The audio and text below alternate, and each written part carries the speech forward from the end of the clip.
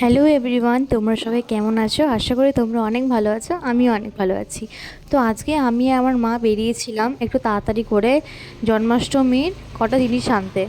আর এখন আমরা দোকানে চলে এসেছি গোপালটে করে কটা জামা, হার আর কয়েকটা জিনিস নিতে। তো এখানে আমি আর আমার মা ড্রেসগুলো দেখছিলাম, কিন্তু আমাদের গোপাল ঠাকুরটা না অনেকটা ছোট, একটা তো খুবই ছোট আর একটা মিডিয়াম সাইজের। তাই আমরা দুটো জামার সাথে সাথে চুড়ি, মুকুট, হার কিনে নিয়ে বেরিয়ে পড়লাম ফলমূল কিনতে।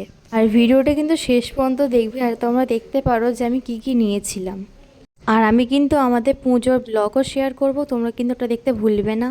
আর আমরা বেরোলেই আমাদের একটা রিচুয়াল, সেটা হচ্ছে ফুচকা খাওয়া। আর ফুচকা যদি না খাওয়া হয় তাহলে তো বেরোনোর কোনো লাভই নেই।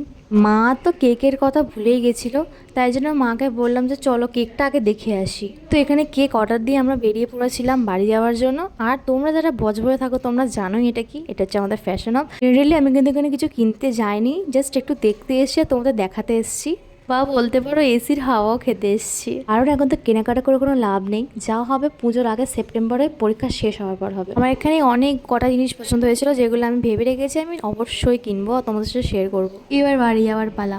এবার তোমাদের দেখাই আমি কি কি নিয়েছিলাম এই ড্রেসটা, একটা ছোট গোপালের জন্য, একটা বড় গোপালের জন্য,